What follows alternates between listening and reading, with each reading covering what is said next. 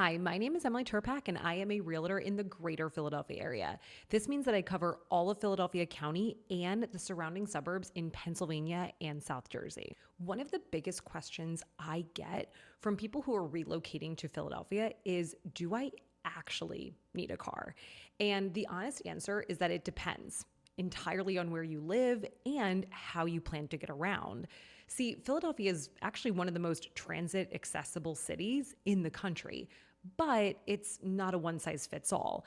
Some neighborhoods you can live in car free with zero compromise, but in other neighborhoods, you'll really want a car even if you don't use it every day. In this video, I'm going to break down every major transportation option in Philly. So that's public transit, biking, walking, and driving, so that you know exactly what to expect no matter which neighborhood you wind up in. Now let's get into it.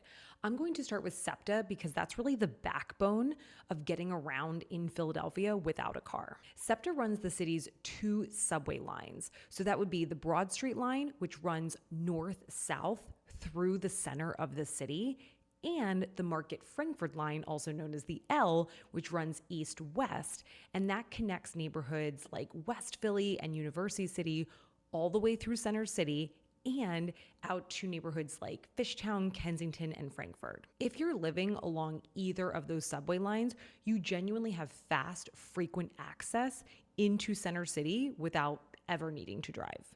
Now, during peak commuting hours, roughly 7 to 9 in the morning and 4 to 6 p.m. in the evening, the Market-Frankford line, that train runs every 4 to 6 minutes, and the Broad Street line runs every 8 minutes or less. And here's what you need to know about nights.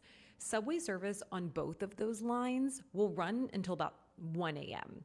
After that, service doesn't pick back up until around 5 a.m. Now, SEPTA's night owl buses will take over the same routes rather than running trains. So you can definitely still get where you're going overnight.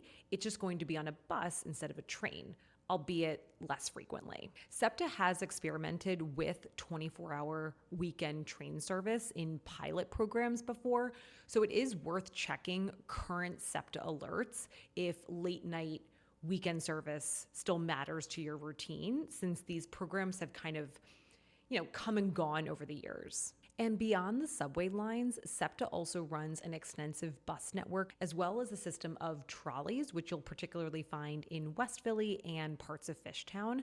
Plus, there's the regional rail system, which I'm going to get into next. The regional rail is what connects Center City to the further out neighborhoods and suburbs in Pennsylvania, such as Chestnut Hill, Manayunk, and Wayne, as well as the broader mainline area. The regional rail line is a huge deal for anyone who, maybe wants more space, a yard, or a quieter neighborhood feel, but you still want a realistic commute into the city for work or a night out.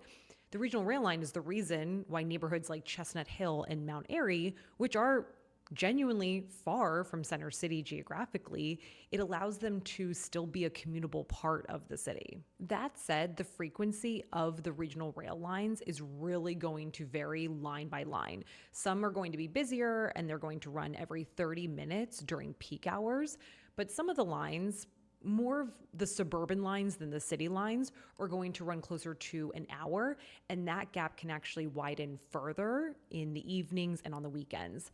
Now, the airport line is actually a good example of a line that runs more frequently, and that's going to be about every 30 minutes, both weekdays and weekends, from around 4 a.m. to midnight.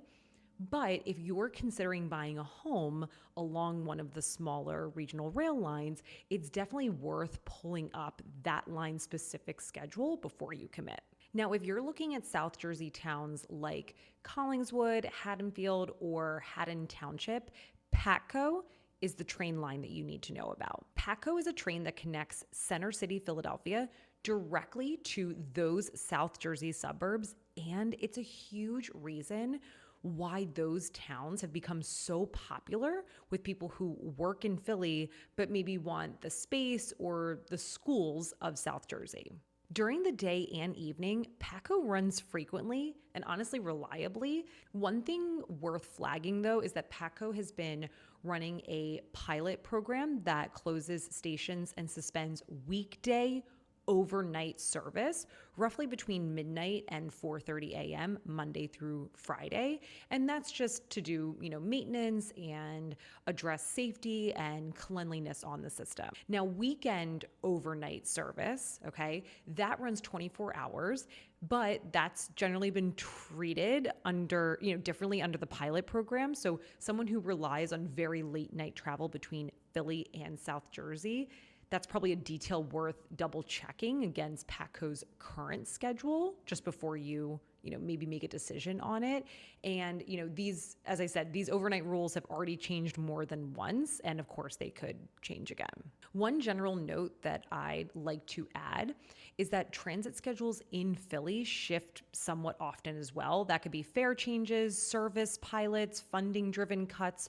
So again, just like PATCO, it is worth checking out SEPTA and PATCO's current schedules. Now let's talk about the walkability in the city, because this is honestly one of the biggest reasons why people move to Philadelphia in the first place. Neighborhoods like Bella Vista, Queen Village, Fishtown, Fairmount, they're kind of all built for walking. They have smaller blocks, mixed residential and commercial streets, and kind of help you with your everyday errands within just a few minutes on foot.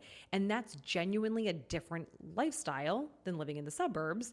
And it's part of the reason why some residents choose to not own a car at all. But walkability varies block to block here too, okay? Maybe a neighborhood can have a fantastic commercial corridor on one street, but then feels so much more residential and car dependent just a few blocks away.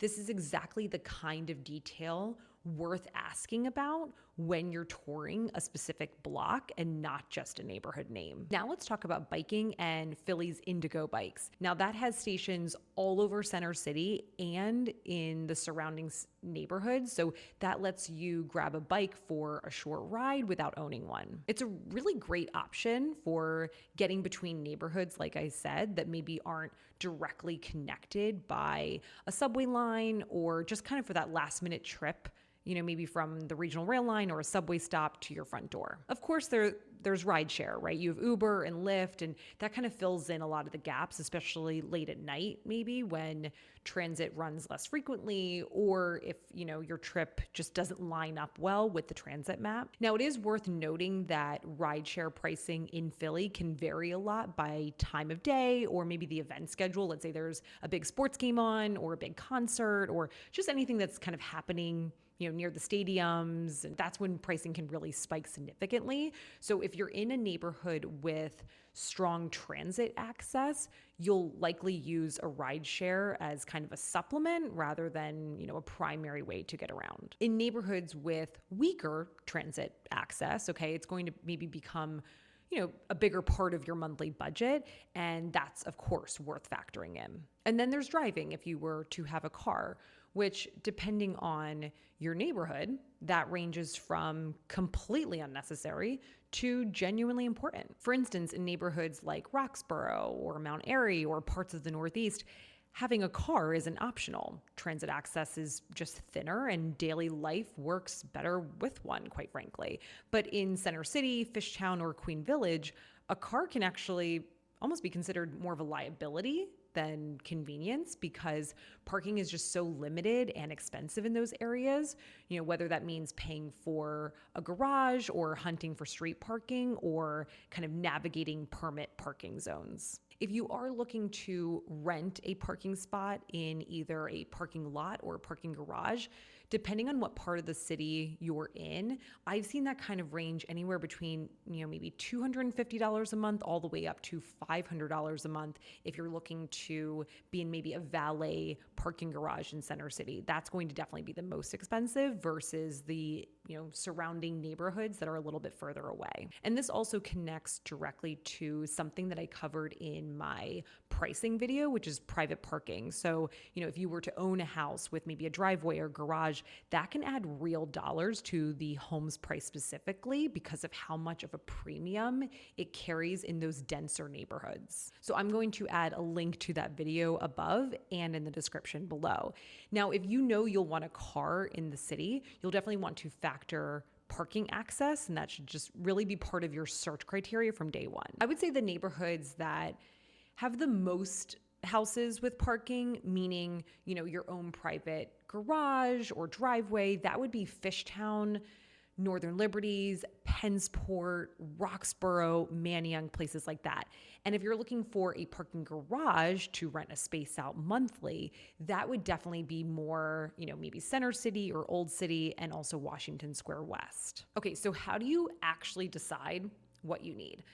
It really comes down to matching your transportation needs to your neighborhood, not the other way around. For instance, if you work in Center City, but you want a completely car-free lifestyle, then you'll want to prioritize neighborhoods either directly on the Broad Street line or the Market-Frankford line in Philly. Okay, so these are going to be neighborhoods like Fishtown, Northern Liberties, or on the south side, East Passyunk, Point Breeze. And you can also be close to the PATCO station if you wanted to live in Collingswood, for instance. Now, if you want more space, in a yard, and you're fine with a slightly longer, but maybe still realistic commute, then regional rail towns and neighborhoods like Chestnut Hill, Mount Airy, or the mainline suburbs are going to become much more attractive. Now, if a car is simply part of your daily life, no matter what, you'll want to prioritize parking access. So that would be a driveway or garage as a non-negotiable in your search. Now listen, there's also street parking in Philly. There's street parking in almost every single neighborhood, but maybe the most center of Center City, okay? There are people who live in Philly and park on the street. I know I did. It's definitely an option, okay? It's not expensive either. The permit's right now $75 a year for one car. That's nothing to park on the street. And you could park there for days and days. You don't even have to move your car, honestly, if you don't want to. So that can be an option. There are just certain neighborhoods that are where street parking is going to be easier than other neighborhoods. So that's really the full picture of getting around Philadelphia. You have SEPTA's subway and bus network, the regional rail line, and PATCO for South Jersey in terms of trains. Obviously, you can walk, and there's biking, both, Indego and your own bike, as well as having your own car. Now, the right answer is really going to depend on your lifestyle and your work commute, and it's a conversation that I have with almost every single buyer that I work with. And if you're figuring out, your own move to Philadelphia, the main line, or South Jersey, reach out through my website. We can talk about where you work and what your ideal commute looks like.